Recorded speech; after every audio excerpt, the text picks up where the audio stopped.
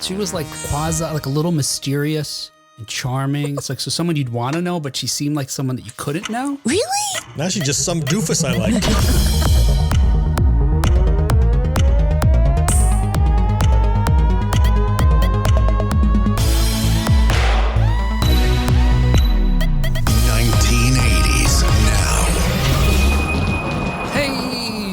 Welcome back to another episode of 1980s Now, a weekly examination of the importance of 1980s pop culture and its influence today. Hey, everybody, my name is Will, and joining me, as always, are my friends and co-hosts, Kat and John. Hey, guys. Hi, guys. Hey, great googly moogly. We're back again. Oh, whoa. Great googly moogly. All right, that's a reference from somewhere. Let's think. Can you get there? It is. Googly, googly. You're right. I can't think what that's from. It. I've heard it, certainly, No? yeah. It's a cartoon. Yeah. It was from Maggie and the Ferocious Beast. Oh. Wow. No. Yeah. No? What is that? What cartoon is that? Welcome to the show. Welcome to our first tangent, everyone. I thought you were going to say like the Flintstones, like your scat dude. Or like Something. Scooby-Doo that or was something. a deep cut from the B-side. The B-side of what? What's the A-side of that? Right, Powerpuff Girls, maybe? I think it's older than that even. I don't know. Maybe, yeah. Hey, if you want more, inane nonsense like that, don't forget to check out John on his very own YouTube and podcast, Gen X Grown Up. Mm-hmm. That's the whole show. Yeah, that's all it is. It's three dudes talking about things that the other two don't know. Bunch of nonsense. So if you enjoy that. Hey, on this show though, we're gonna share the story of how a flawed filmmaker, an ancient astrologer, the IRS, the Hells Angels, Mick Jagger, and a motel with premium cable all conspired to help a musical prodigy complete one of the greatest albums of all time. What? Oh, sounds like a lot. And yes, we're gonna start as soon as possible. Okay. Just to make sure we finish on time. Yeah, and I think it's going to play out like a little kind of highlights thing or something, or, or see if you can find those things as the story progresses. I should have posted a list of those items for you to find. Hidden objects. Yeah, the hidden things. Okay, gotcha. Exactly. Mm-hmm. Hey, before we do any of that, though, we're going to review current news stories related to 1980s media, including a new live-action Popeye is coming. John Mellencamp is pissed again. Again? Popeye is a hard impression to do, right? Isn't it? That's a hard one. It is. Yeah. Oh my gosh. I take it back. Or it's hard and just you and Kat can just nail it like that. Yes, John Mellencamp is pissed again. We'll tell you the top place to get abducted by aliens. Hang on, John. You got to finish the show first. Okay. Before you go driving anywhere. Let's do this. Mm-hmm. Is there an app for that? Can I just abduct me from here like an Uber of outer space? And we've got our first look at Michael Keaton as Beetlejuice in the upcoming sequel. Oh. And, I'm curious what you guys I'm ready. think. Yeah, okay. Too. Mm-hmm. All right. Hey, if you're ready, I'm ready. Kat, are you ready? I think I'm ready. You think you're ready? We're going to have to wait. I am. I've decided I am ready. All right. Then let's get started on 1980s news. Hey, this week in 1980s news, as reported by Variety, Popeye live-action movie reboot in the works. I think it's funny that they this is the title that they had, reboot. But it's not really a reboot, right? Right. What is it rebooting? Yeah. Ain't nobody rebooting Popeye. Right. Yes, the iconic Sailorman and Spinach Chugger, who first appeared in comics in the late 1920s, will be the subject of a new live-action feature from Churnin Entertainment and King Features. Now this is the closest that they could come to referring to this as a reboot, but it's a stretch. It's tenuous at best. If you recall, you'd have to go back to the 1980s for the last time that Popeye had a live action anything in the film Popeye, which starred Robin Williams as the titular character. It was directed by Robert Altman. It included Shelley Duvall as the sailor's quirky love interest, Olive Oyl. It was a musical comedy. Was probably the most surprising thing about it, I think. It was cute. I remember enjoying it. I only saw it one time, so I couldn't give you much detail, but it was enjoyable, I'm sure. It was satisfying. They got just enough of the Popeye-ness in it. Yeah. And I think Robin Williams, he can throw himself into anything, of course. So he did a fine job. And they had that exaggerated King Features animation style in the real world. in a way that I wasn't expecting. So I bought into it. I thought it was great. Yeah, I loved it. It's weird though, because, well, the film itself is weird, but my experience of recalling it and seeing it, and I've seen it several times, not recently, but I saw it several times once it became available on tape. I'm a huge fan of Popeye. We could talk about it in a moment, but it was one of those comics, obviously it's been around for decades, but it was something that was available to us during our youths. But so when they turned it to live action, and already loving Robin Williams because he had been doing Mork and Mindy around the same time. Yeah. I was hooked and I loved it, but it was a strange film that while I was watching it, when I recall it, it seems like one of those fever dreams. Like, was that a real thing that exists, or did I imagine it? Because it's just quirky enough to, like John suggests, it's real, but also surreal. I agree. Yeah. And I feel like it's also a little downbeat. It's a little sad. It's not as light and funny as the cartoons were. But there's something so endearing and charming and wonderful about it. And and most of that I put on the shoulders of Robin Williams' performance as the character, which I think he did with just minimal makeup. He just contorted his face into the character. Yes. He has the jowls for that, doesn't he? He can pull that off. Yeah. Well, you get the corn cob pipe and you kind of jam that in there somewhere, and they had the big forearms on him, and I bought it. Well, critics didn't like it when it was first released. Since then, it's gained a cult following, probably from folks like us in our generation. But it was profitable. It was released by Paramount Pictures with a $20 million budget, and it grossed $60 million worldwide. So eat that, critics. Anyway, Popeye just celebrated his 95th birthday this year after first appearing in the 1929 comic Thimble Theater. At first, he was just like a sideline character. This theater focused on the sailor. On the olive oil character. Like, it was olive oil. It was turkey, ham gravy, and castor oil was the family. And in one, one of the, I know, right? I did not know this. And one of the comic strips, they hire a sailor to take them out to sea, and it's Popeye. He's such a hit, though, that they spin him off, and he winds up becoming the focus of the cartoon at some point going forward. But like I mentioned earlier, so they had, following the success of that, they made, shorts for movie theaters, and they made cartoons for television. And my youngest recollection are watching the reruns of those that were created for earlier generations than us. But like I said, I loved it. And then in the late 1970s, we got for our own generation, the all new Popeye Hour, which was a CBS Saturday morning cartoon, an hour-long Hanna-Barbera show, which tried to retain the style of the comic strip, but at the time they had to wrestle with restrictions on violence. And that's tough for a guy who eats vegetables and then beats the shit out of people. Yes. It's his job. It's my job. CBS. It's literally what he does.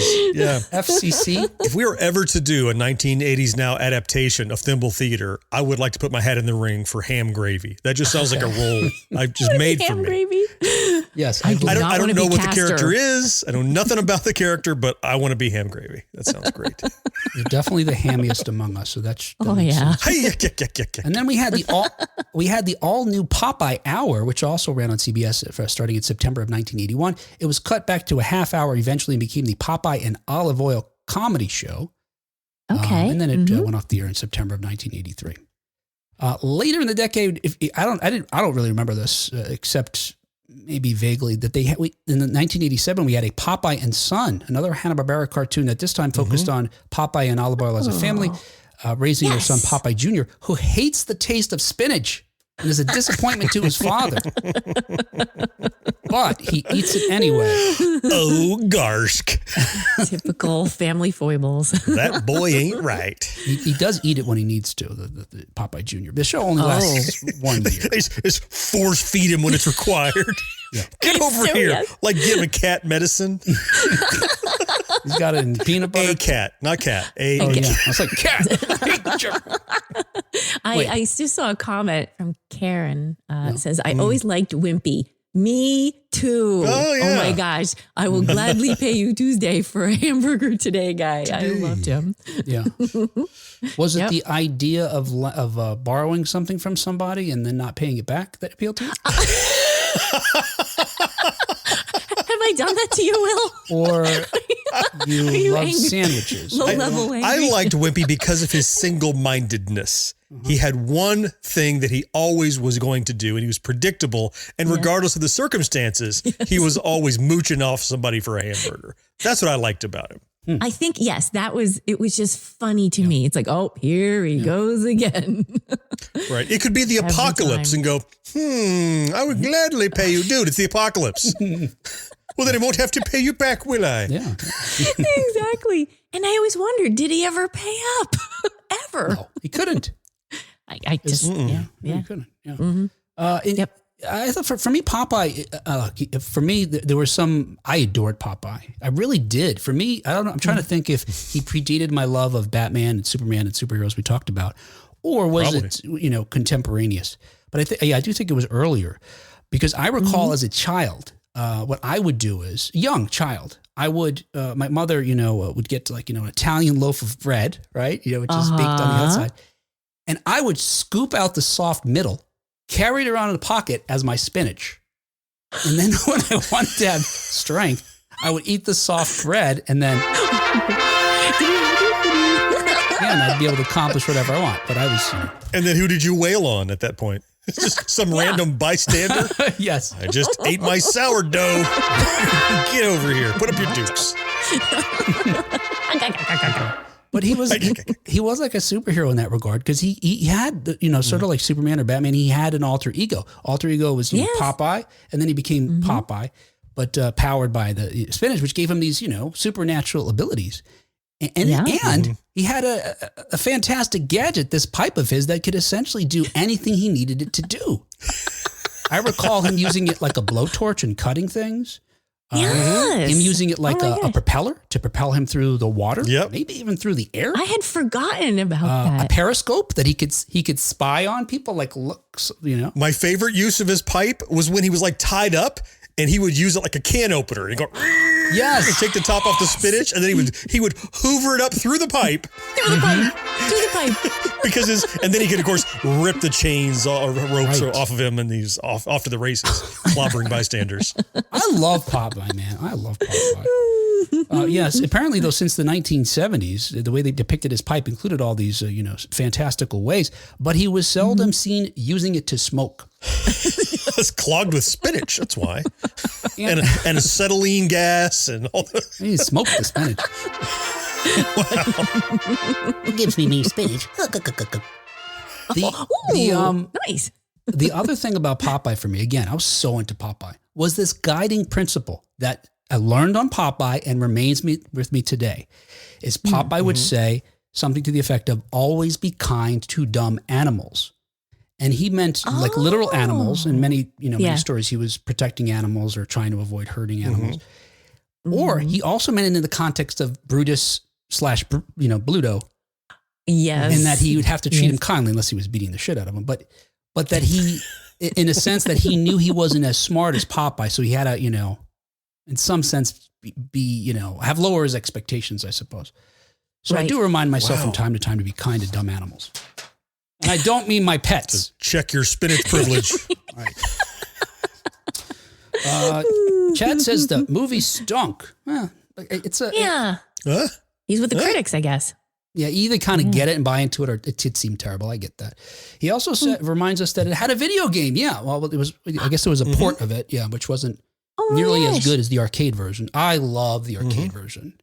I do have that on my emulator, and I love that. Do you happen to know, Will? You likely do, that initially Donkey Kong was going to be a Popeye game. Right. What? And they lost the license from King World Features or whatever it is. And so you can map them directly. Pauline is Olive Oil, Donkey Kong is Bluto or Brutus, and Popeye, rather than a sailor, became a little plumber. They just mapped basically the same archetypes onto who became these iconic Nintendo characters. And then later they got the license back and they did the Popeye game after all. Totally different than what they'd imagined. Did not know the origin of that. Okay. Hey, in other 1980s news, as reported by Ultimate Classic Rock, a heckler gets the best of John Mellencamp. And I'm putting it that way because I think it gives these people too much power. And maybe they're just taking advantage of this old dude at this point. Anyway, John Mellencamp has once again reminded fans that he suffers no fools during his Sunday concert in Toledo, Ohio, threatening to end his set early after calling out a heckler. A TikTok video shows Mellencamp telling a story before an unseen audience member shouts out to play the music. The hecklers met with a chorus of boos before Mellencamp responds saying, quote, what do you think I've been doing? Here's the thing, man. You don't know me. You don't fucking know me. Hey, Joe, find this guy and let me see him after the show. Now, I don't know who you are, but this John Mellencamp seems unhinged, and he's got like country strength, I think. So I would not mess with that dude. I have some thoughts about this. Yeah. This is obviously a running theme with him. Okay. And I feel like if it bothers him that much, I mean, it's not okay for people to heckle. Okay. Fine. Except you kind of need to expect it. You're a performer and there's all kinds of people coming. So you don't really know what they're going to offer up. If it bothers you that much, maybe say something ahead of time. Like if you heckle, you'll be removed or whatever. I don't know if that's a good idea, but I feel like him saying, I'm quitting early. You don't get any more songs. That's like the whole class being punished for the behavior of one student. And it just doesn't feel fair. You'll recall, Kat, that he's tried that in the past. The last time we talked about this, it was during a Cleveland performance in May. He threatened to leave after an audience member shouted, play the fucking music. At that performance, as in performances before, there were signs about the theater to keep quiet during the show. Now, they don't say you'll be ejected necessarily, but... That's what I think it should say. You will be ejected if you call out and please interrupt be quiet. John Cougar Talent Mellencamp. scares easily. It's like at the zoo. He's this wild creature. Everybody very quiet around him. No flash photography. He spooks. I have a clip here of Mellencamp after he first corresponds with one heckler, only to then be sabotaged by another. Since you've been so wonderful, I'm going to cut about 10 songs out of the show. Here we go. A little ditty about Jack Diane. Tonight is going in the heartland. You know what? Show's over. They're screaming, we love you, which is a way of going, we understand you have this fragile ego. Please come back and we'll pretend to like you more. Now, so according to the Toledo Blade, he actually returns to the stage about 5 minutes and performed several more songs. But you got to imagine backstage, they're calming him down. They have to be. This doesn't look like a guy who just decompresses himself or, has a mantra he does. They've got to be like, dude, you're not getting paid. Get your ass on the stage or you don't making any money tonight. We're not paying you for this nonsense. Yeah, I mean, we talked about it before and he had a similar problem like you said. And it's one of those things where you start to go, hey, pal, maybe you're the problem. Maybe you're the common denominator here. Maybe it's your reaction to it. Right. Yeah. And as soon as you can see it in his eye, I watched that clip earlier. As soon as he no longer feels he's in full control and totally loved, he snaps like he's just grumpy and angry and ready to, he never gets back into his story. Yeah. And then he plays that half-ass rendition of Jack and Diane. Oh, sorry. Jack and Diane. Fucking him out. So you're like, good. That wasn't a good song anyway. You're wrecking it. I can't imagine any of the other performances are good. I would never pay to see him play guitar and sing songs. And just the anger aside, I mean, what I'm used to is hearing him with a full band and the quality of that performance.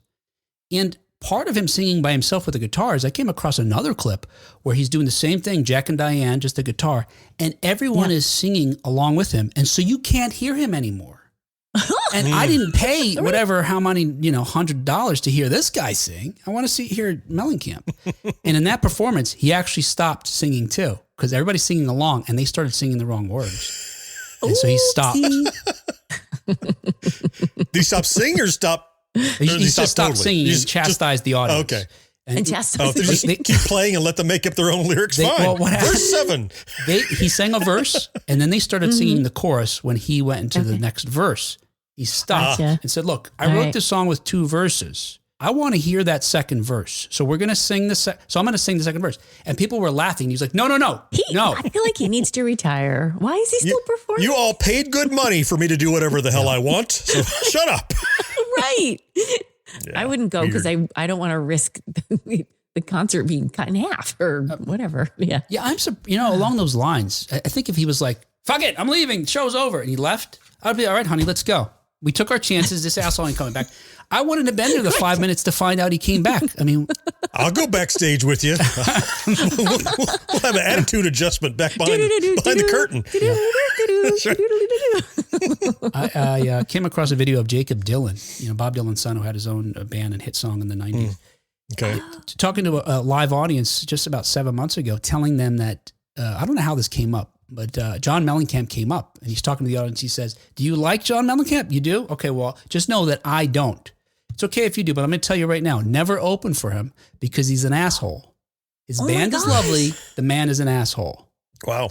All right. Hey, another 1980s news, according to comicbook.com. Here's where you're most likely to get abducted by aliens. John, get a pen and paper out. Mm-hmm. Go ahead. Now, you guys might not have known, but since the early 2000s, March 20th has been celebrated as Alien Abduction Day.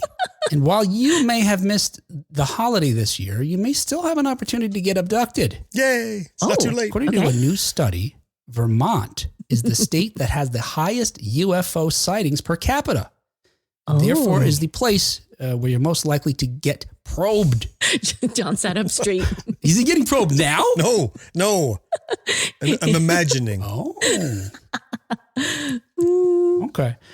The Washington and Montana follow suit, while Alaska and Maine round out the top 5. So no place that's near you geographically, John. You're definitely going to take a plane to one of these places. Sorry, John. Now, as a coincidence, one of Vermont's first recorded sightings occurred in 1961 above East Mountain, in which personnel at North Concord Air Force Station reported a strange object that remained stationary in the sky for about 18 minutes. Some people believe that this was related to the Barney and Betty Hill incident, the couple that famously reported having been abducted by aliens while traveling in New Hampshire that same evening. At least according to people who believe such nonsense. I don't. Conversely, if you're unlike John, you're hoping to avoid alien abduction. So here's where you need to go. Texas. Apparently not even aliens are willing to mess with the residents of that state.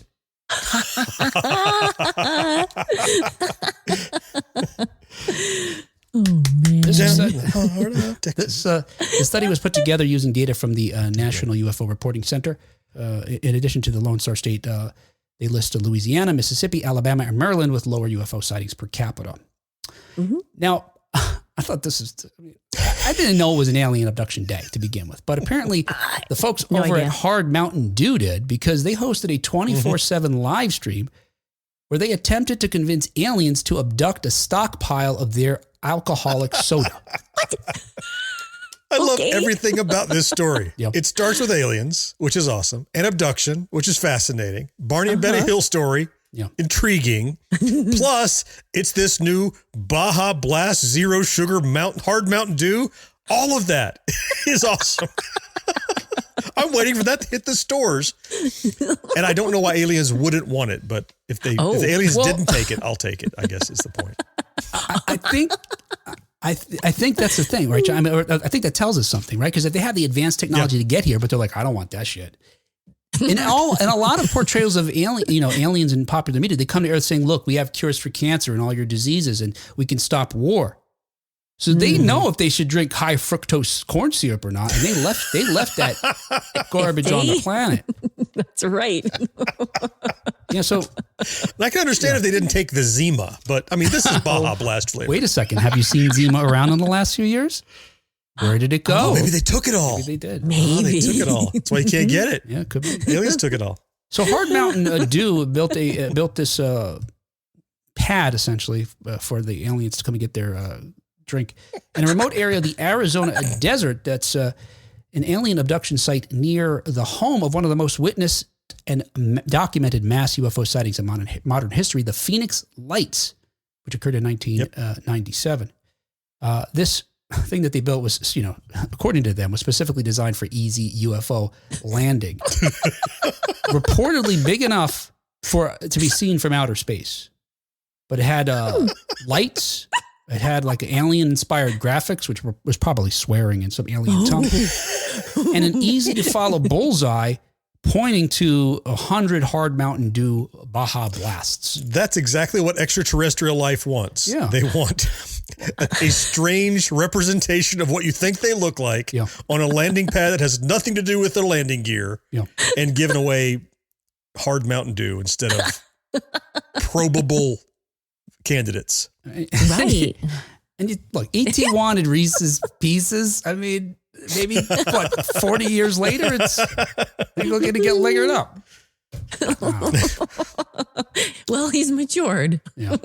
Now, I did look up how big something had to be visible from outer space. And it turns out an astronaut with 20/20 vision that was on the ISS station there could potentially detect an object that is 360 feet or larger in all dimensions. I don't know that that was this big. I couldn't find measurements for this quote-unquote landing pad that they built. Yeah, what is that, like a football field and a half or a third or so, right?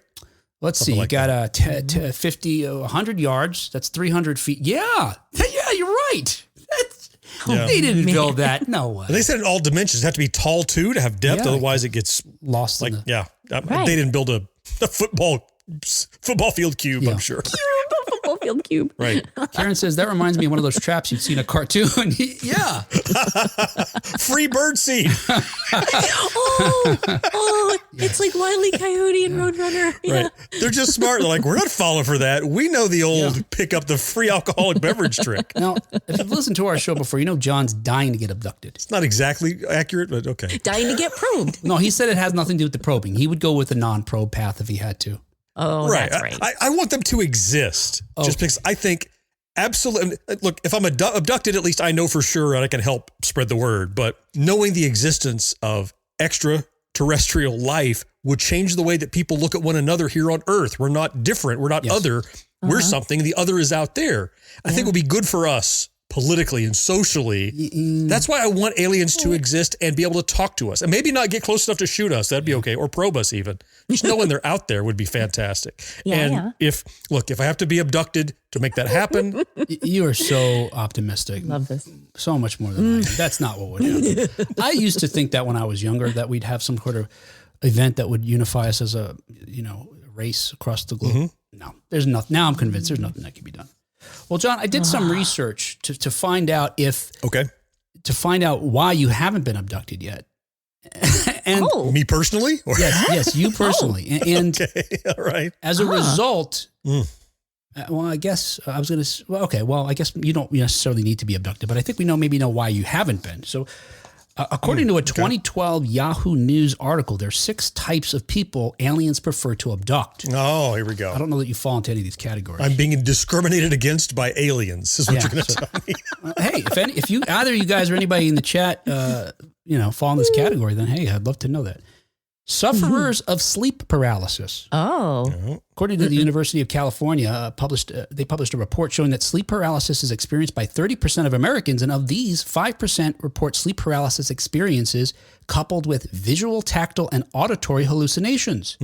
These hallucinations occasionally morph into aliens. Wow. All right, now this is the second category, John, and I thought there's a chance you fit into this one. Okay. Fans of Buck Rogers. I mean... Yeah, not super fan, but an appreciator. Yeah, okay. He's not enough of a fan. Okay, maybe. Yeah, let's see. You need to be a bigger fan of Buck Rogers that's what to it get is. abducted. You don't like them enough. Yeah, not enough Buck Rogers in you. What's a Buck? Cornell points to the perhaps most famous alien abduction occurring in September 1961, the one we just alluded to, the Betty and Barney Hill.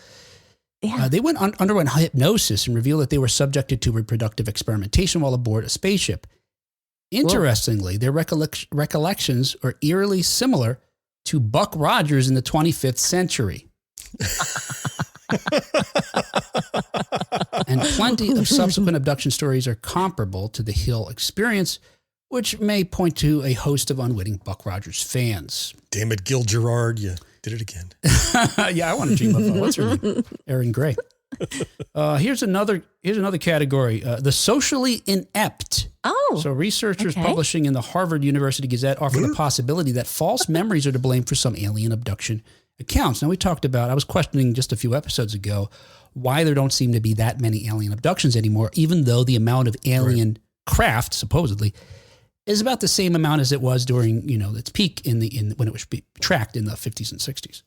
And it seems like developments in science account for that, social sciences in particular, like psychology. But anyway, according to this report, shared traits include a group recalling alien abduction experiences incorporate, quote, fantasy proneness, paranormal interests and experiences, and here's the important one, the inability to relate socially to others. Okay, that makes sense. Now, I think we all fall into this next category, the culturally contaminated. Speak for yourself. It doesn't sound like it, but hang on. You just got to pour some of that Mountain Dew on it. You'll be fine. PBS reports. It's a disinfectant. It's probably in it, yeah. PBS reports that Carl Sagan, when asked about the similarity of alien abduction accounts, pointed to a contamination with pop culture as a likely culprit. He believed in the creation of an alien abduction paradigm shaped by individual stories, movies, TV shows, books, and internet postings. So there you go. Two more. Those unapologetically human. That's a little less. What? Turns out that there's this folklore associated with a character, a nightmare spirit referred to as the Old Hag, who is described as existing between the state between wakefulness and sleep. And she's someone who attacks you at night by sitting on your chest. That goes with the sleep paralysis. Exactly. That's, Scientists or I guess sociologists, historians believe that this is probably an early explanation for sleep paralysis. One that has now, changed from being accounted for in folklore by the Old Hag to now, gray aliens. Yes. And the final category of the six folks most likely to get abducted is eccentrics. The BBC describes Kirsan Ilyuzinov as an eccentric millionaire, the president of the World Chess Federation, and a leader of a Buddhist region in Russia. Is it the combination that makes him an eccentric?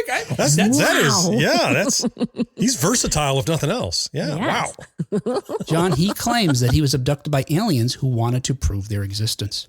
That'd be awesome. Yeah. I guess thinking about what you said earlier, John, about much like him, why you want to get abducted. It's interesting to note that these abductors have steered clear of the types of people who could put an end to discussions on this phenomenon once and for all. The credible. Yes. Somebody that you would actually believe. Yeah. John is too credible. He has too many people. I think that's my problem. Far too credible. All those YouTube followers Hey, finally, another 1980s News Entertainment Weekly has a first look at the upcoming Beetlejuice sequel, and I've got a couple of photos I'll share to folks watching us here on Facebook and YouTube. Yep. After reprising Batman in last year's The Flash, Michael Keaton returns to another iconic role in Entertainment Weekly's exclusive first look. Of course, he's playing Beetlejuice in Beetlejuice Beetlejuice. No. The sequel to director Tim Burton's cult hit. Also returning are Winona Ryder and Catherine O'Hara, reprising their roles as the Dietzes, Lydia and Delia, while Wednesday star Jenna Ortega joins them as Lydia's daughter, Astrid. And Justin Theroux is playing some unknown character. It's a new character called Rory. And while details about his character remain under wraps for now, look at this photo here. I wonder if he's not playing the new Ortho, the paranormal researcher that was friends to Delia. Here, I'll share this with you guys here. First up is a look at Michael Keaton as Beetlejuice. Oh my gosh. Nice. Now, it's not surprising that I think once he's got the makeup on, he doesn't look all that different age-wise or character. Exactly the same than he was when he first portrayed the character in the 80s. Yeah. I mean, you could scroll through a bunch of photos and skip this one thinking it was an older photo, just with the lighting and the makeup and the like a pancake makeup on, like a clown almost. So it fills in any, wrinkles that we all enjoy later in life. And so generally, he just looks like Beetlejuice to me. Yeah, it's great. And in the next photo here, you see his castmates joining him there from left to right is Catherine O'Hara, Jenna Ortega, Winona Ryder, and Justin Theroux. You'll note, like I mentioned, he's got some style. He's got a sense of style. Justin Theroux's character, he's wearing all black, but I think he has a crucifix. Looks like on his pocket there, so maybe he's a exorcist of some kind of, I don't know, contemporary hip exorcist. He has a comically and dramatically large tissue he's holding on to, handkerchief and handkerchief pocket square he pulled out. What's that called in the front? The ascot, like an ascot or something. It's very Victorian. He's got Jerry Seinfeld's puffy shirt under it. Yeah, very much so. I can see a little Otho in that. Sure. The sequel picks up where the last one left off. This time there's a death. All we know is that there's a death in a family that brings everybody together. That's the only thing that Burton will tell us. Could it be the death of Lydia's father, played by, I think, convicted pedophile Jeffrey Jones?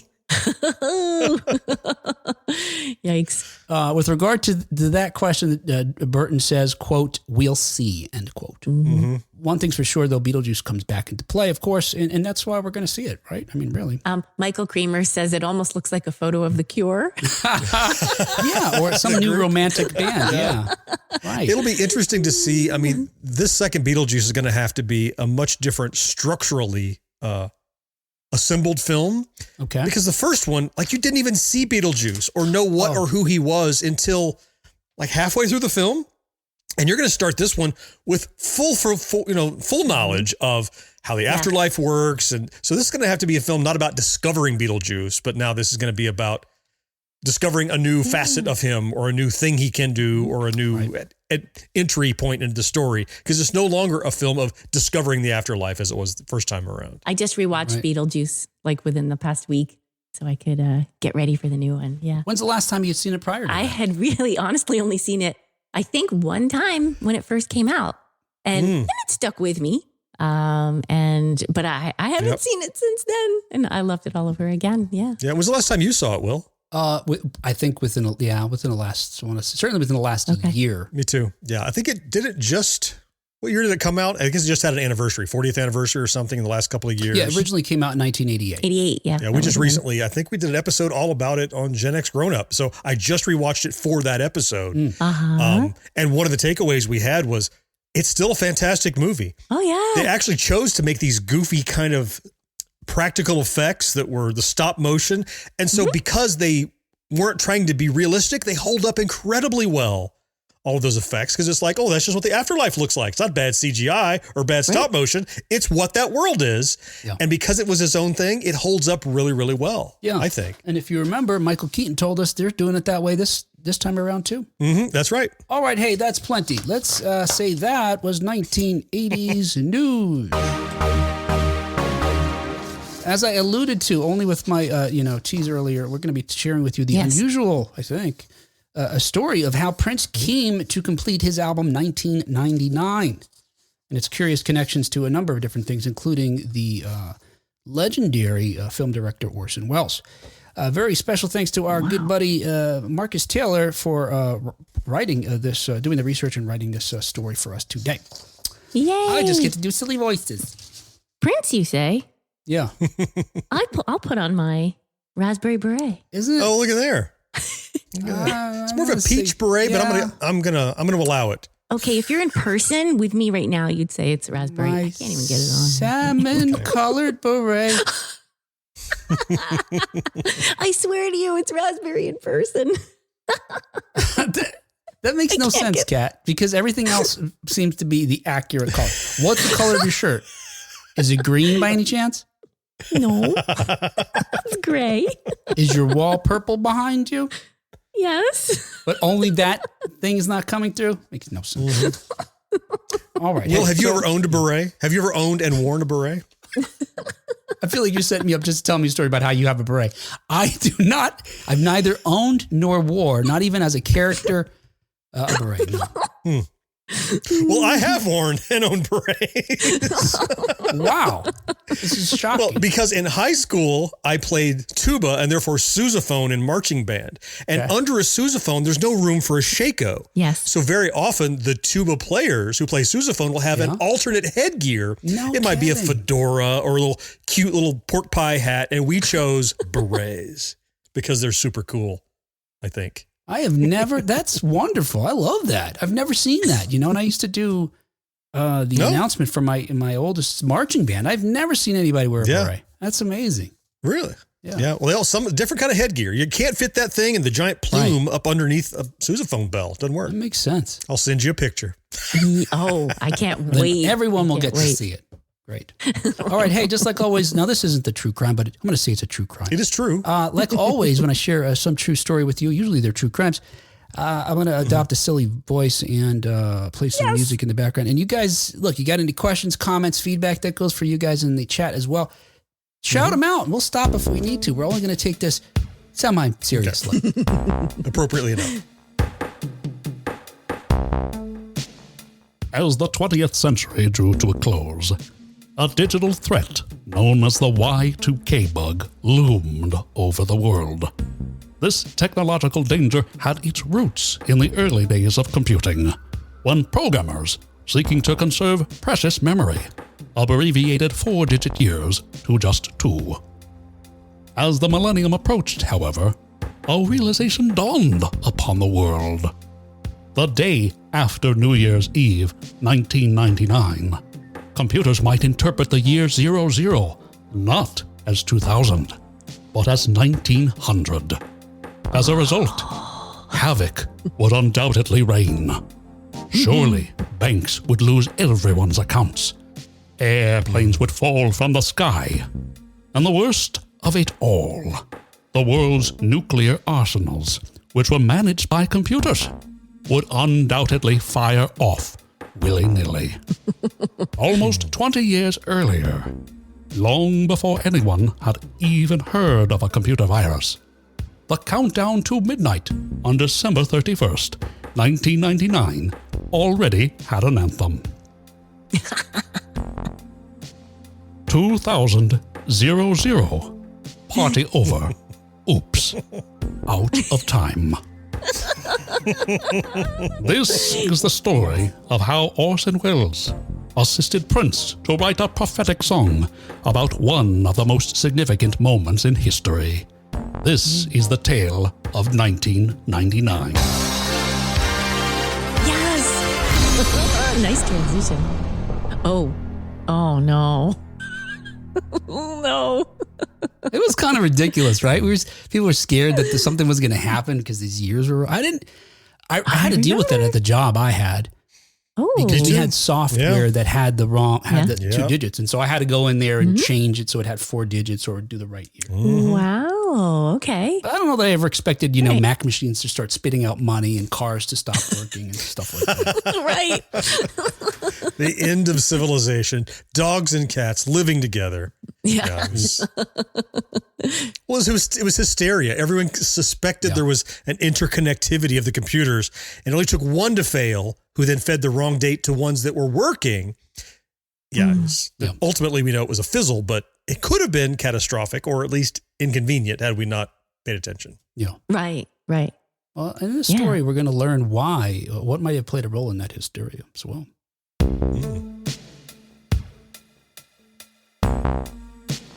Orson Welles wasn't exactly a fresh-faced newbie when Hollywood came a-knockin'. But his fame stemmed from radio, not film. By 1938, Welles had established himself as a wunderkind with his booming voice in innovative adaptations featured on Mercury Theater on Air.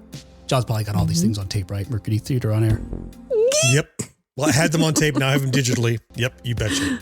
Oh, man. Love Orson Welles. In October 1938, the day before Halloween, Welles shocked the nation with his radio adaptation of H.G. Wells's The War of the Worlds. The presentation was a hyper-realistic news bulletin. So convincing, in fact, it caused widespread panic and transformed the 23-year-old Welles into an instant celebrity. But was the young man ready to be thrust into the spotlight?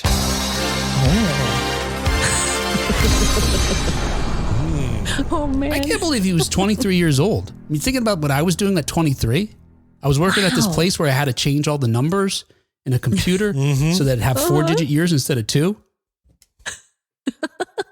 Yeah. And that only scratches the surface of what Orson Welles was doing. He had his Mercury Theater on the air, but he was also the voice of the Shadow in the other radio series across town simultaneously. Didn't remember that. To the point that he didn't even go to rehearsals for the Shadow. They picked him up in an ambulance because you could go through traffic easier. With the sirens and the lights on? Yep, because there was no law against it. To get across town quickly, he would pull into the studio after the dress rehearsal to go on the air for The Shadow and then head back and do his series. He was so good, they wanted him so badly, they didn't require him to go to rehearsals. Wow. He was remarkable and in demand already. Yeah. Did they my did gosh. they develop that law because of Orson Welles' abuse of our I'm sure it didn't hurt. That was a contributing factor. Prince wasn't exactly a fresh-faced newbie when record labels came a-knockin'. By the time he was 13, he had formed his first band. Oh, already this whole story is making me feel bad about what little I've accomplished at 53. Pretty much. The young musician quickly became a commanding fixture in Minneapolis's music scene, playing at community centers, proms, and homecoming dances across Minneapolis. By the time he dropped out of school at 16, he had already laid the foundation for what would become the Minneapolis sound.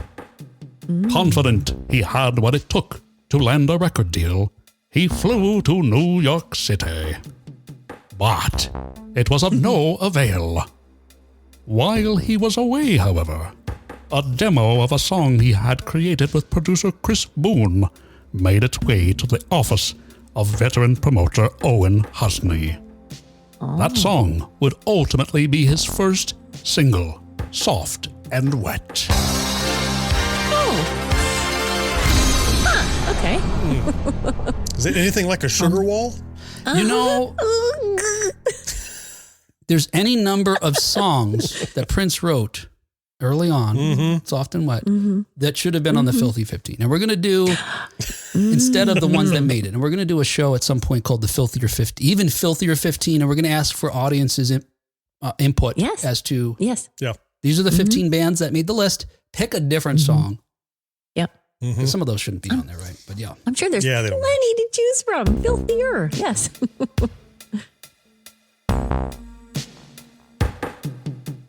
George J. Schaefer, head of RKO Pictures, saw an opportunity.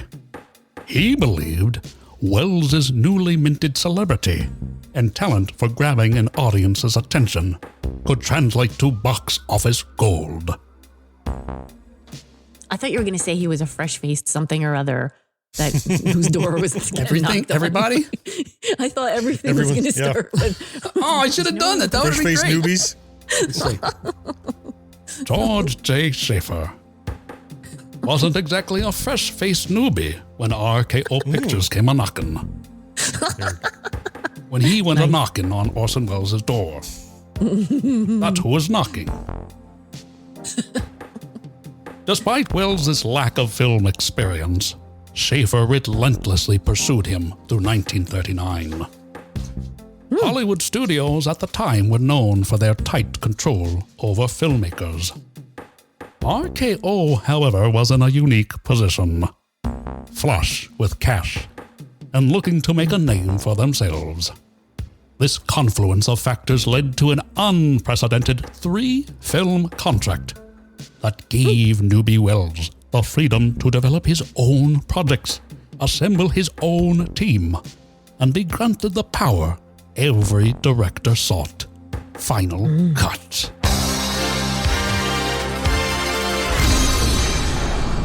Oh. Who's the next newbie? These fresh-faced newbies keep coming through. Next. That's Hollywood. Everybody gets off a bus, right, looking to be a star. Yeah. It's a fresh-faced newbie. I'm going there next week. No, you're not. Okay. No, you're going to Vermont, right? Why doesn't someone love me? One day. I was immediately struck, but this was something different, Owen Husney recounted of Prince. I turned to Chris and I said, "So who's the band here?" And he said, "Well, Owen, it's not really a band." And I thought, oh no, is it a bunch of studio musicians? Because I don't really want to work with studio musicians. They can't tour. And he said, no, it's not a studio band. It's one kid. He just turned 18, and he's singing everything and playing all the instruments. Yep. I got to keep pausing to take a breath. Yeah, go right ahead. Go right ahead. That voice is taxing. I know. Michael asks, was he wearing his gum pants? Yes. Who is wearing a gum pants? Maybe Prince. Maybe, maybe Prince. The other fresh-faced. Fresh-faced and wearing his gum Inspiration. pants. His gum was also fresh and faced. Oh, He had the face of Yipes on it. The convicted criminal. Fruits, trippity delicious.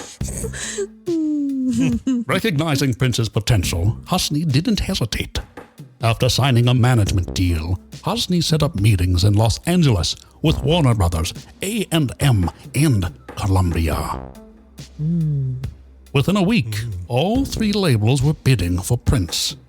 And within a month, less than 3 weeks after Prince's 19th birthday, Hosni had negotiated the largest record deal for an untested artist in modern rock history. Like Wells before him, that contract included unprecedented artistic control for a first-time artist. But was the young man ready to be thrust into the spotlight?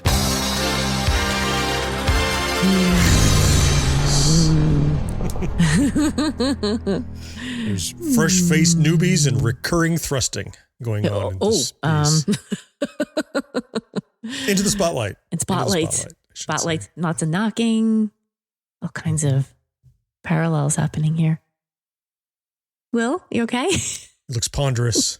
I'm always so excited to do these.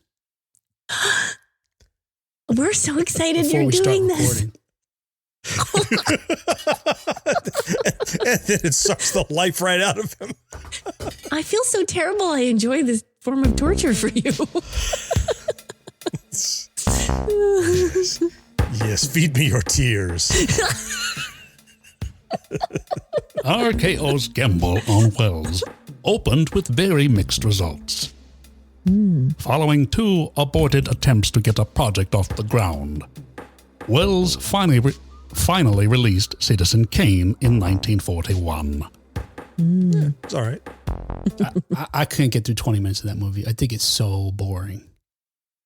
I don't think I've ever I tried. was like 18 or 19, and I thought, I'm interested in acting, and I'm going to watch all the top 100 AFI movies or whatever the list was at the time.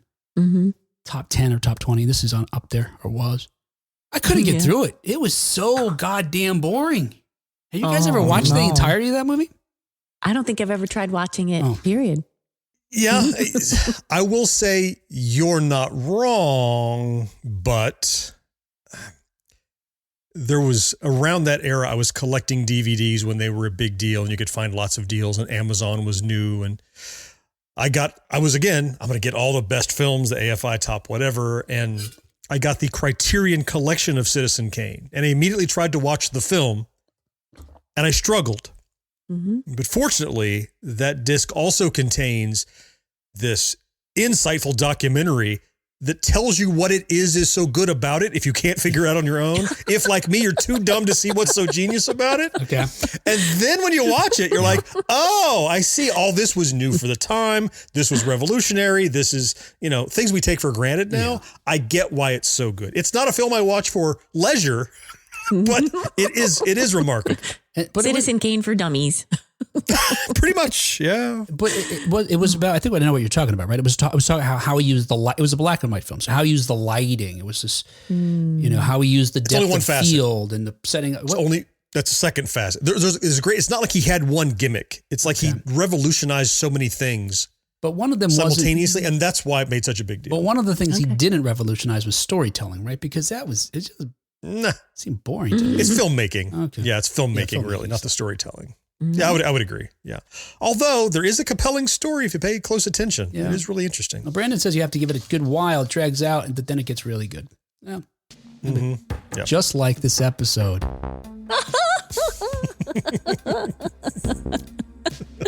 Give it a good long while. So I guess that means I'm like the Orson Welles of podcasts.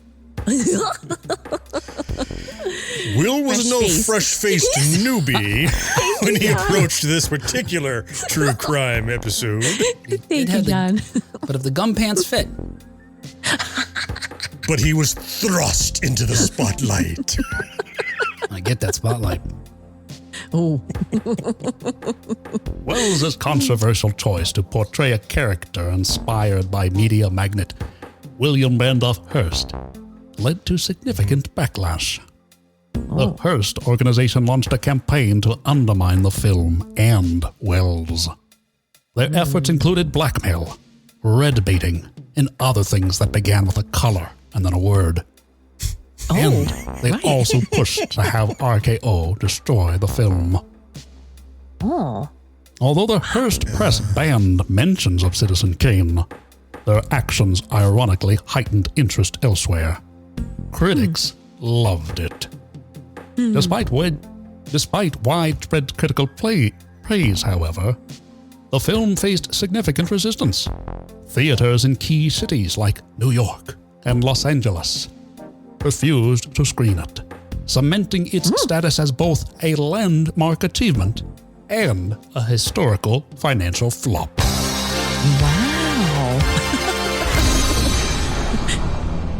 And probably because it was boring, right? I mean, there's often this disconnect between critics and audiences, and it goes both ways. The critics hate a movie that Certainly.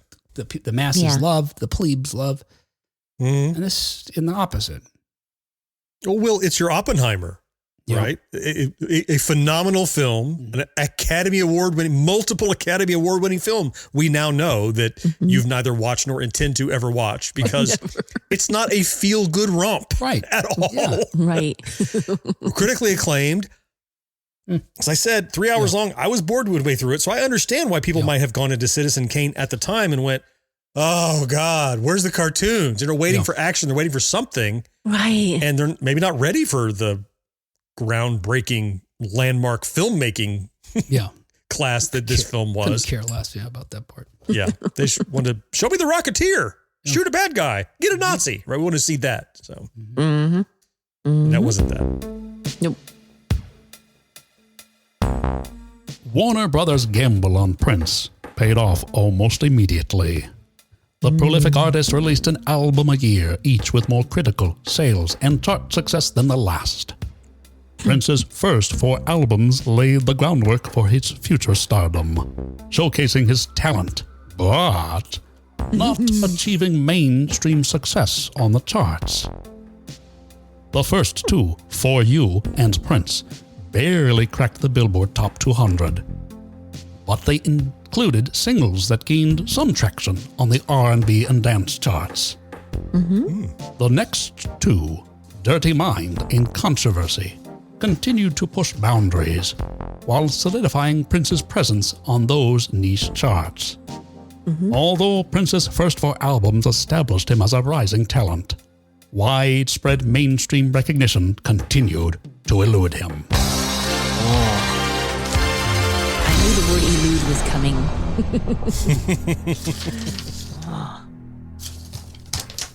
We just got to push through this. We just got to push through it. Dude, too many I'm with you. This is not on Marcus. This is on me. So with you. Just getting exhausted. I really thought you were going to make a great Prince joke there where you had Okay, we can go back. What do you red got? baiting, blackmail, Okay. and raspberry bereting. I thought it was going to be a color and a thing. You said they put it right together, and it would have. And what a connection that would have been, but apparently not. Salmon Apparently that's not a thing you beret. could do to someone. Salmon colored. Someone wanted to Salmon beret. smack the fuchsia colored beret off of his head. That's not purple, you idiot. Get that off your head. I don't even like to say that color, Not you, cat. let alone hear you say it. That's magenta. Ugh. I go with that one. Oh, fuchsia. You don't like saying fuchsia? No, don't say it. You shouldn't either. That's fascinating. It's like moist for him. Oh, okay. I'll say moist all day. Moist, that's fine. Oh. With Citizen Kane having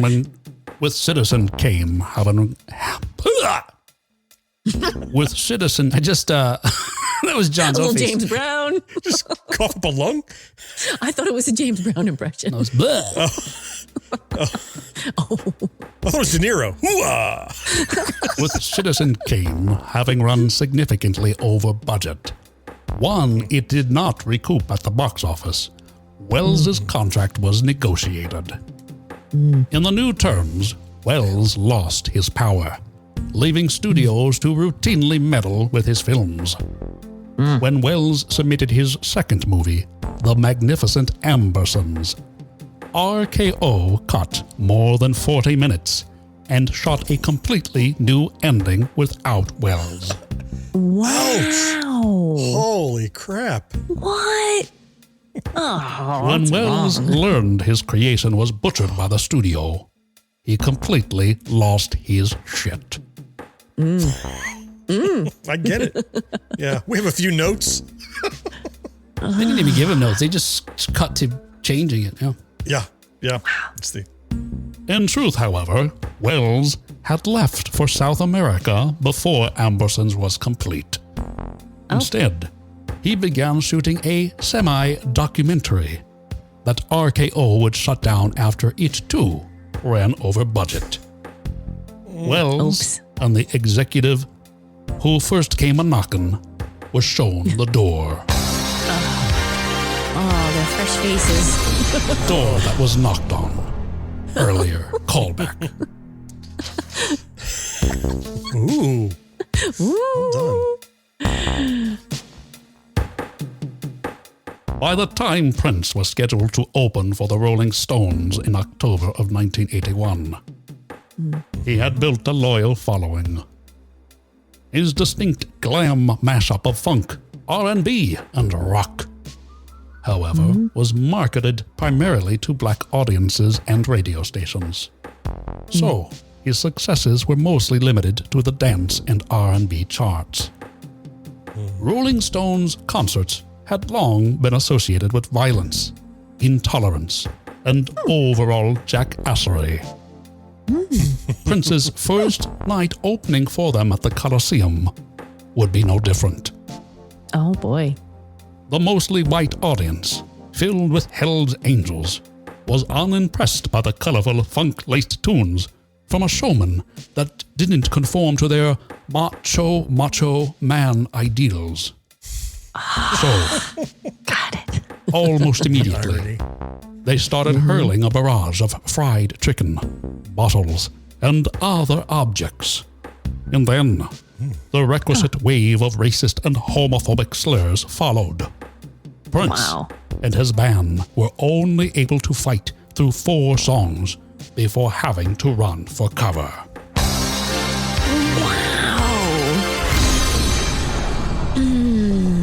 Talk about thrust into the spotlight. That was one that he was not expecting. No. And an opportunity like that to open for such a big band and then to be mistreated by that band's audience. It's too bad. It never would have occurred to me that a Rolling Stones audience would be so aggressive or dismissive like that. I'd be more Wow. surprised if the Grateful Dead was aggressive. Like that Right. audience is like, dude, whatever. Just play whatever. They'd be more. They're fine. yes. Yeah, more mellow, perhaps. All right, I'm going to try to do this live here. Let's see. I think I'll do a character voice. Let's see. Oh, I meant to pre-record this, but let's see. You got it. The many threats the Purple Rocker received included an anonymous letter sent to Ken Tucker of the Los Angeles Herald-Examiner after Tucker had written a review of the concert. It read, "You're obviously a fan of that group, or you wouldn't have lied about it. wow. I just wanted you to know that us WASP rock and rollers pay to see white performers and not or self. I can sure bet your ass on one thing. Prince won't open up for the Stones next time around." Wow. Yeah, Brandon, the Stones had the Hell's Angels in their presence more than once. Yeah, it was what, the Ultimate, right? Yeah. The tragedy at Altamont, Brandon reminds us of in 1969, where they also had an incident with the Hells Angels at their concert. Wow. Okay. I did not know about this. News to me. After Prince's disastrous performance with the Stones, however, Mick Jagger personally asked Prince to rejoin him at the next tour date 2 days later.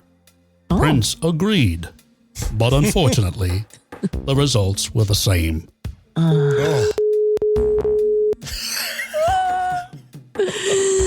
Yikes. While shaken, instead of shrinking, Prince, and he was pretty small already, Yeah. Prince headed back to what he did best, creating music. He'd come away from the incident even more determined to expand his audience so that he could headline his own arena shows.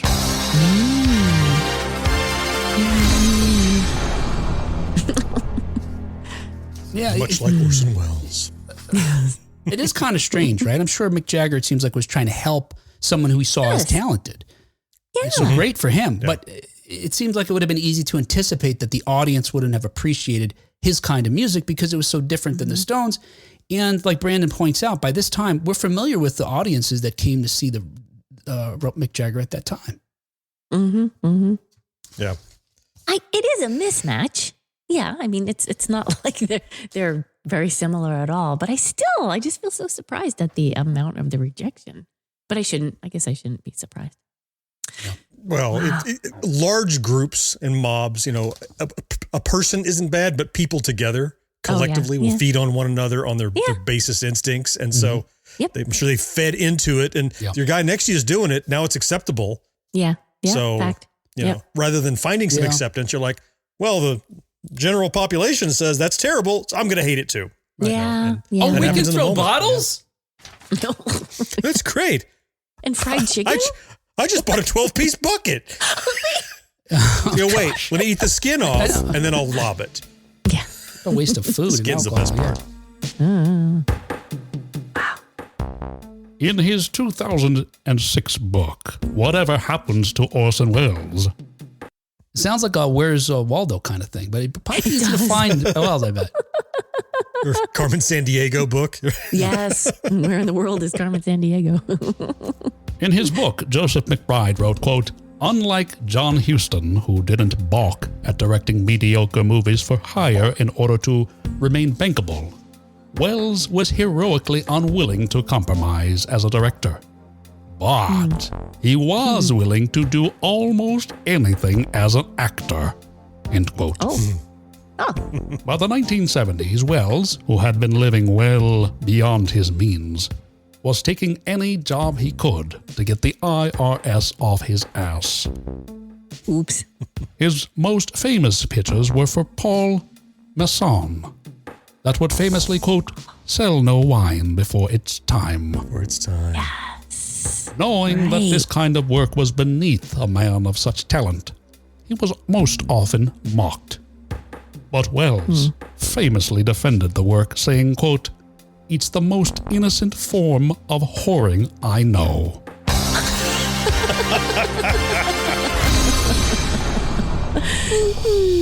Yeah. So what year was that? The Paul Masson campaign? 70s, I think. Really? Oh, yeah.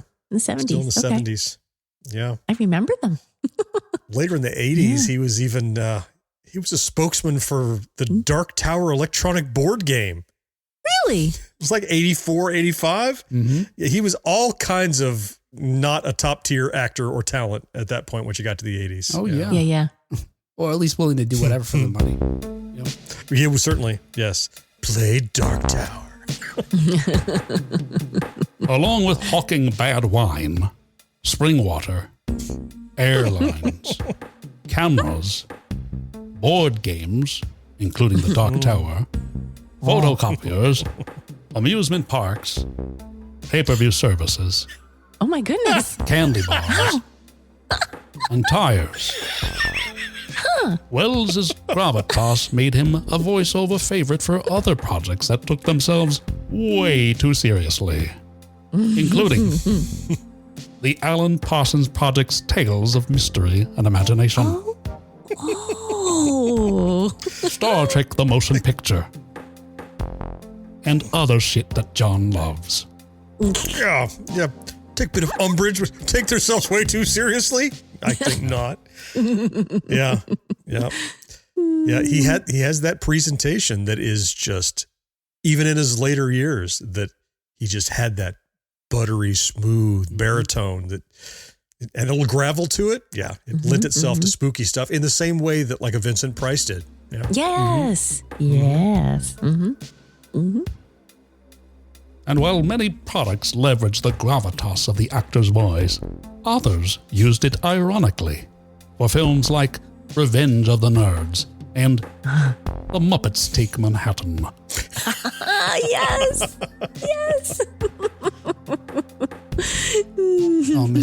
Karen says, wasn't he Optimus Prime?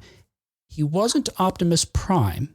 That was Peter Cullen. But he did, the last performance he had was doing a voice of a planet in the Transformers movie that came out in 85 or 86. Okay. Which he did not regard as, his finest work. He thought the whole thing was ridiculous. Actually, somebody earlier, Chad says, don't forget he was also the voice for Unicron in Transformers. That's that. That might have been the planet's name. Yeah. Okay. Yep. Wells's baritone, however, was best suited to the dozens of educational films he narrated, including the documentary that would help change the trajectory of Prince's career.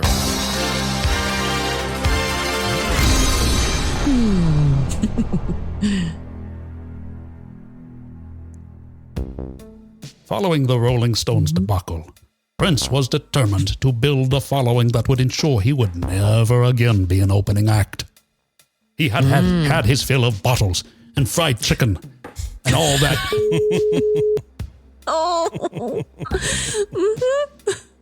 Following the success of his early albums, Prince had enough money to experiment with his music. He acquired new drum machines and synthesizers to create a signature sound, one unlike anything that had been previously heard. One of those. His efforts culminated in a record that would showcase what was to come. It was a 2-disc culmination of all the things Prince had been longing to do musically since that raw demo in Minneapolis. But while the LP contained a number of promising tracks, including the hit in waiting, Little Red Corvette, it was missing a song that pulled the album together. Yet, Prince couldn't have anticipated where inspiration for that missing track would come. I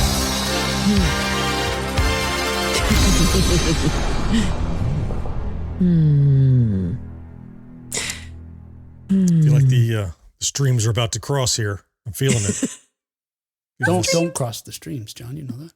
Don't cross the streams. That's right. That's bad. It was fall of 1981. While promoting the album Controversy in the South. That was probably his first mistake. Prince and his band, The Revolution, found themselves in need of overnight lodging. While they had been living the rock and roll life, one vice had eluded them. Premium cable. And so, tempted by the promise of free HBO, a significant perk at the time, they chose one particular motel for their stay. And while Prince was notoriously frugal, on this particular evening, he allowed each band member to have their own room. Ooh. Splurge. Like the Orson Welles bed and breakfast. How can I help you? I don't know. What does Orson Welles sound like? It sounded more like Shemp. I don't think that was. That's what Despite their separation, as if predetermined, they were all drawn to the movie playing on the home box office. It was The Man Who Saw Tomorrow. As fortune would have it, of the many documentaries exploring the 16th century prophecies of Nostradamus, this Here it comes. particular I film, see the streams crossing. Here it comes. this particular film was narrated Go. by Orson Welles. I've seen it. It's about Nostradamus. Yes. Right. Didn't it scare the shit out of you when you were a kid? Yes. It's crazy. Oh boy. Yes. Yeah. And so it came out in the 80s and then they redid it in the 90s. Okay. And, Yes. and I was scared again. In the 90s, All over again. they took the All same over. script mostly. They tweaked it in the 90s. They changed some of the text to rely less, or to make fewer religious references. They made them into other more sort of broader things. And Charlton Heston narrated it. And it was at that time that they shifted and made some of Nostradamus' prophecies about the Gulf War. And I was like, oh, we're screwed. We're screwed. Oh. Yeah. Mm-hmm.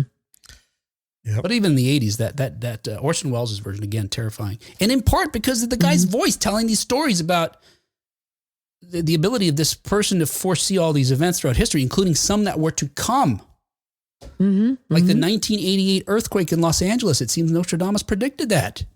Wow. And as a result, at that time, sales of that or rentals of that tape of The Man Who Saw Tomorrow went up. So much so that some video stars started charging double, triple to rent that tape. Whoa. Because after the earthquake happened and the folks had said that Nostradamus had predicted it, they wanted to know what else he had, They were, what else is coming?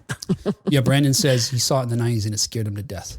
Depressed me for a while until I realized it was bullshit. Oh. What has John got? A tricorder there? What is that, John? It's my phone. Oh, you have Nostradamus' got it. predictions on your phone? Or that's the... I have The Man Who Saw Tomorrow on my that's the phone. documentary. Yeah. Oh, perfect. That's right. I'll have to check I it know out. it well. And get depressed, I guess. On the ride to the concert hall the next day, the Revolution discussed the curious film, but not Prince. He was missing. Finally arriving at their destination, the band found the purple one already there waiting. Oh. In his hand, a cassette of a new song he was eager to share with his bandmates. Oh. Prince had also watched the documentary, and one of Nostradamus' visions, as relayed by the baritone-throated Orson Welles, had struck a chord. Literally. Yes, literally. G minor. Revolution drummer Bobby Z later reflected on the moment saying, quote, "There explains the difference between mere mortals and Prince," end quote. While the band had simply watched the documentary, it had inspired Prince to compose a new song overnight. Prince's new composition merged in apocalyptic prophecy, with a party counting down to doomsday. It was the missing piece. And as both the opening song and the title track of Prince's fledgling new album, it would ultimately propel Prince's shining star to the heavens. And in a turn even Nostradamus could not predict. The track not only became a hit upon its release in 1982, but would become an anthem for a critical moment decades later. Yes. That song, of course, was 1999. Yes. All right, there you go. I can't talk. More? Darn it. Oh, God. Wow. Again, special thanks to Marcus Taylor for writing that. I thought that was brilliant. I love that story. Marcus had told me it a little while ago, and I was like, "Oh my gosh, it's amazing!" You know, is. not only and as Marcus was putting it together, he started discovering these parallels between these two artists' life before they even intersected. You know, in the 1980s, That is pretty so interesting cool. to me. All the fresh face knocking parallels. Yeah. Yes. That's a lot And of knocking. controls and not controls. And yeah. Wow. Now, I had a really cool opportunity some years ago to visit the site where Orson Welles' Martians landed. Oh. What does that mean? In the story of War of the Worlds, he was like, "Warning, they're landing on in this area? Landing in Trenton, New Jersey. Oh, okay.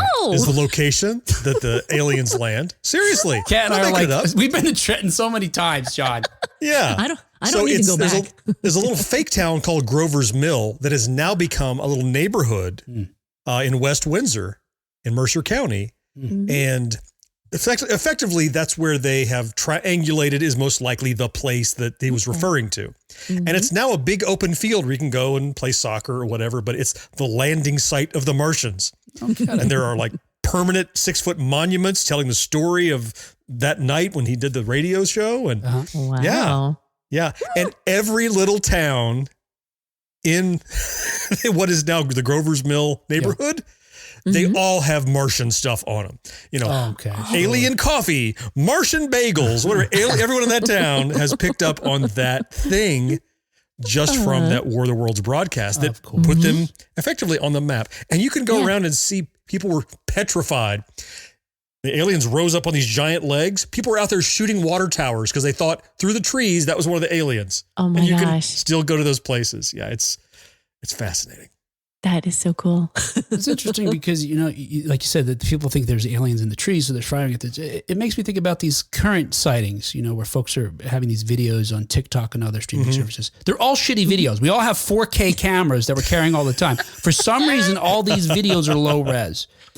But it does make it seem like maybe, you know, it's accounted for in the way you're suggesting, where it's, you know, once you have this sort of paranoia or fear in you, you see what you want to see or what you're afraid to see, maybe in some instances. Yeah. Well, you can't blame. Effectively, the radio told them what was happening. Yeah. They just had to walk outside and see something close to it and go, "Oh shit, there it is."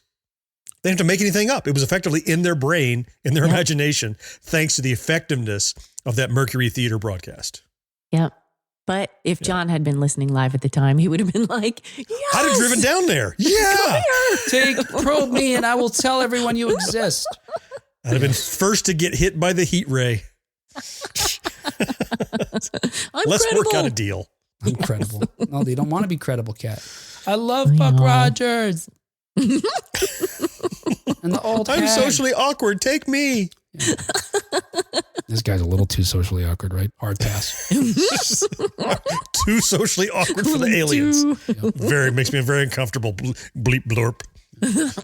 All right. Hey, that was our long show. And our wonderfully long show is brought to you thanks in part to our early adopters, Karen Flieger and Rick Parker. Thank you. Thanks, guys. Yeah. Fantastic. And thank you especially to our Secret of Our Success Level Patreon supporters, Craig Coletta, Matt Marino, John Henderson, Brendan Greer, Marcus Taylor, Tony Great, and Nick Guillory.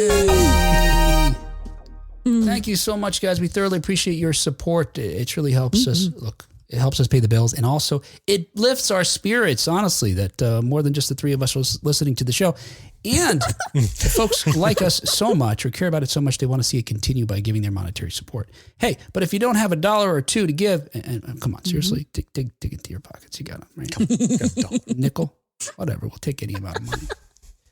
And to get it to us, you can go to patreon.com or you can go to our website, 1980s Now, to find out how. Yeah. But hey, just send us a comment or an email. And here's one here from George. George writes, caught up on a few only. I'm burnt out. Words are now floating around on the page. Caught up on a few only 1980s Now episodes this weekend. I'm in the Christmas season, all right, so George is a little behind. In one episode during the news, you guys briefly discussed jukebox musicals. Oh, yeah, I remember doing that. Yeah. And who has a catalog strong enough to support one? Okay, we tossed out our ideas, yeah. Yes. It's because Huey Lewis is the latest to have one coming out on Broadway soon. Now, it's preview start at the end of March. George writes, thanks for name checking Bruce, which I was yelling at my phone. All right. Hey, guys, thank you so much for hanging out with us and learning about this interesting story. Again, it's fascinating to me. Hope you enjoyed it as well. It's so cool. We will be back again real soon, next week, in fact, and we will talk to you then on 1980s Now. Until then, We'll sell no wine before it's time.